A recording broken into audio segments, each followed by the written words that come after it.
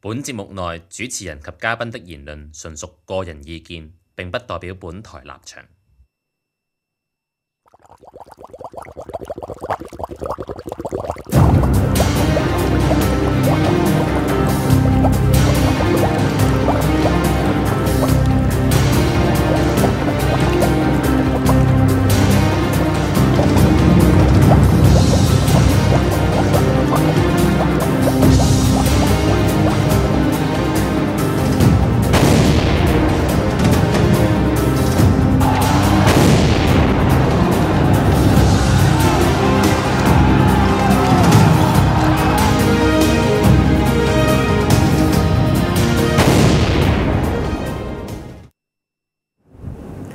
Hello everyone, welcome to the 24th episode of Boiling Point.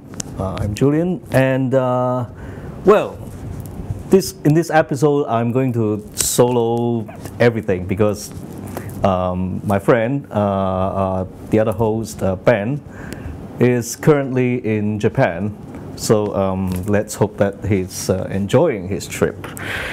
Right, so in his absence, well, I'm going to figure everything out. So to begin with, today we're going to talk about several interesting topics, and let's say Billy Fung's case. Control panel, would you mind showing picture JS blah blah blah 01, please? So recently we have a court case going on, and it's about Billy Fung. He's being found guilty of disorderly conduct in public place, and he's most likely to be sent to jail. So that's what the recent news says. And so there might be, some of you might not have any idea who he actually is. So I'm going to fill you in, especially friends overseas. Well, Billy Fung his full name is Billy Fung Jing-en, and he's actually born in Singapore, and he studied in Hong Kong U. A control panel, which we can cut that picture out now. Well, he's a localist figure when it comes to all these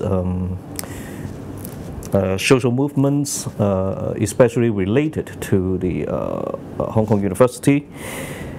And he's a supporter of the Hong Kong independence movement, and he was the president of the chairman of the student union of the Hong Kong University in 2015, and he has a double major in politics, Chinese studies, and and he's planning to study further his studies on politics in Taiwan. Well, to understand the whole story, you have to look up the case, which is the University of Hong Kong Pro Vice Chancellor selection controversy. You have to look into that case, and then you get a whole have a better idea of what's actually going on. Well, basically, it started with the selection for the Vice Chancellor of the Hong Kong University in May of 2014.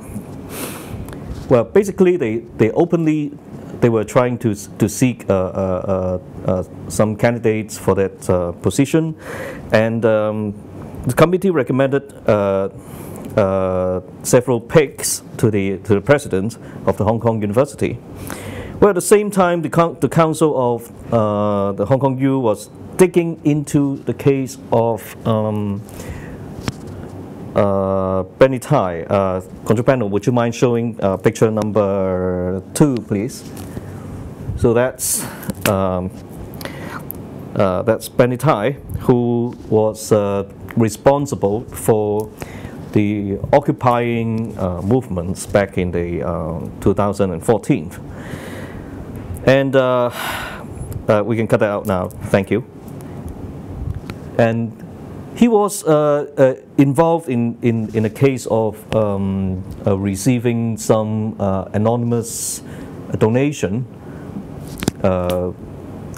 and for some reason, a candidate of that selection was involved, and his name is Johannes Chan. Control panel, would you mind showing picture number 3, please?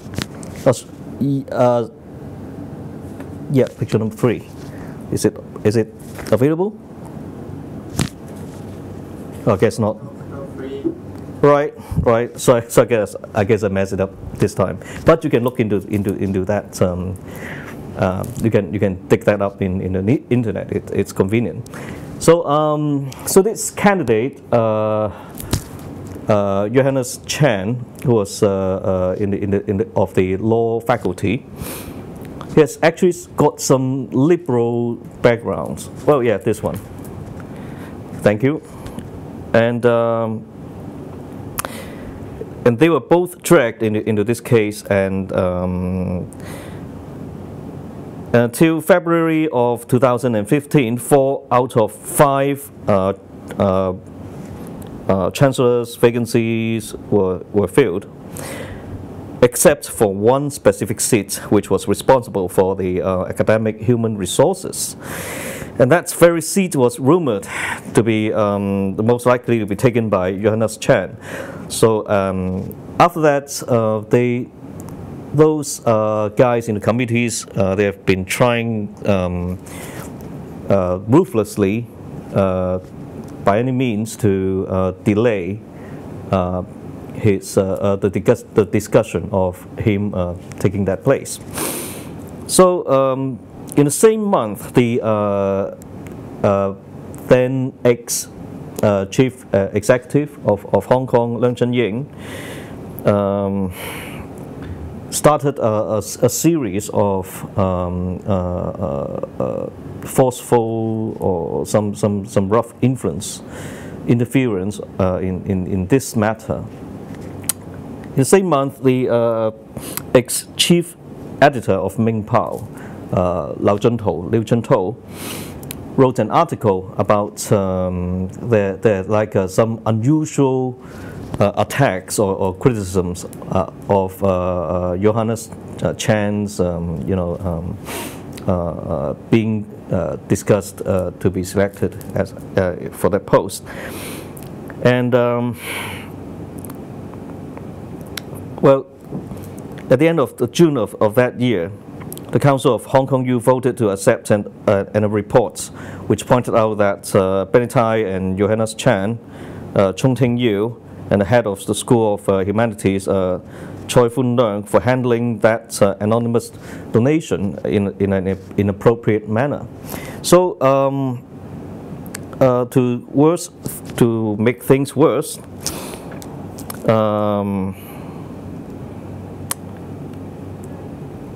there was this forceful placement of Arthur Lee, who got the nickname of Tsar. I mean the Russian king Tsar, and he was actually made to be the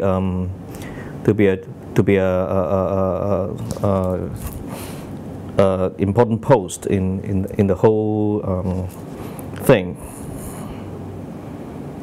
So Billy Fung, along with his supporters and some fellow students, they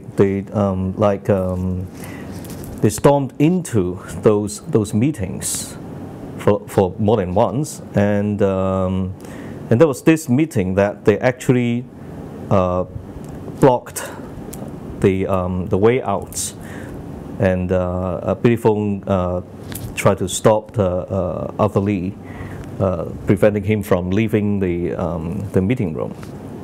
So after that incident, during that incident, Arthur Lee called the police, and the policeman came, and then all the pepper spray and stuff followed. And after that, Billy got prosecuted, and well, so that leads to the recent case of him being found guilty of this charge of disorderly conduct in public place. So this is really fucked up thing, because this student leader he's actually some impressive young man, because during that jury, we know that from his mother's. I think his mother wrote a letter to the judge, and she said that Billy actually overcome some real tough disease. It is a mitigation letter. She said he was very strong and brave man who survived leukemia and a brain tumor. So he's a really tough guy, and he worked hard to get into the university to take care of her. So I have no idea why they're picking on such a good student. And her 6-page handwritten letter further revealed that Fung had always carried a piece of paper in his wallet telling others to return him to the university in the case he fell ill or lost his way. So we can see that he actually really loves the University of Hong Kong, and there's no way in hell he would just stand there and watch his beloved school got destroyed by these bunch of people. So it's kind of depressing to know that he's found guilty, and I think they're going to maybe he'll got sentenced to jail in September. He's now on bail under some condition of not leaving Hong Kong.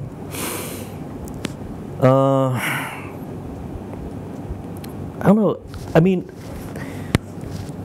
if you look into the whole story, it's like if the government of Hong Kong it's not being such an ass in manipulating even the internal affairs of the University of Hong Kong, the students won't have such need to storm into those meeting rooms. Not to mention, blocking the way. They have no need to say or yell anything that makes anyone think that they got threatened, right? It's like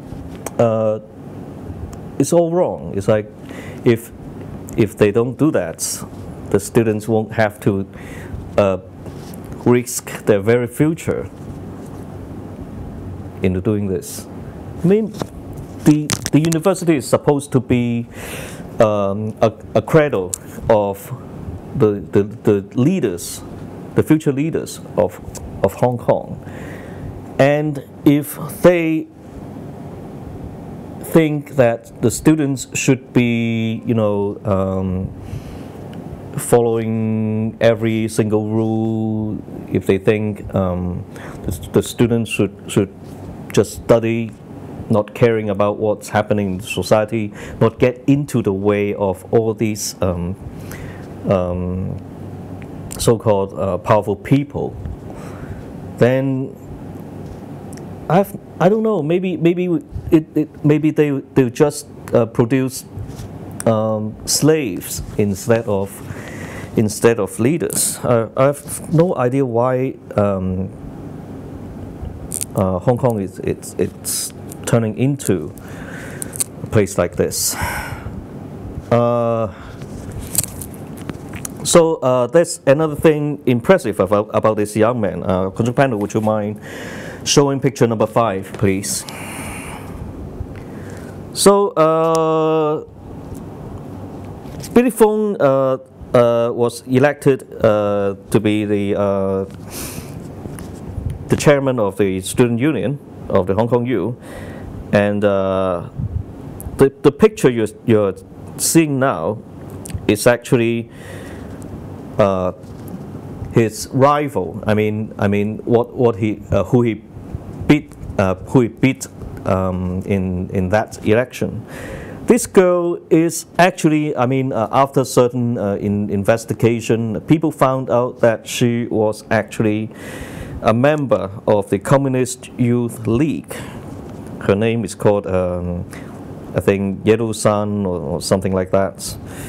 And so that's how Billy Fung made some enemies, I think. Control panel, we can cut it out now. So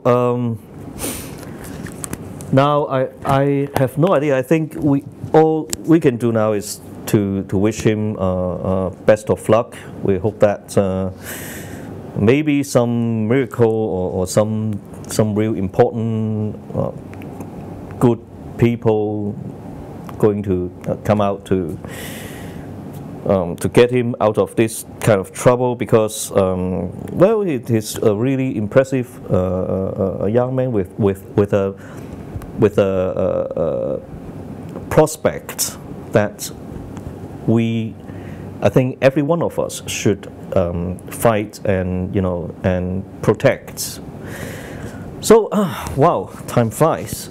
So that's the end of segment, the first segment. Stay tuned for part 2.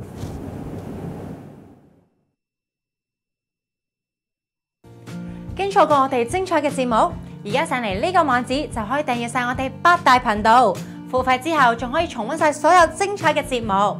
記得要訂閱我哋嘅 YouTube channel 同埋讚好我哋嘅 Facebook 專頁啊！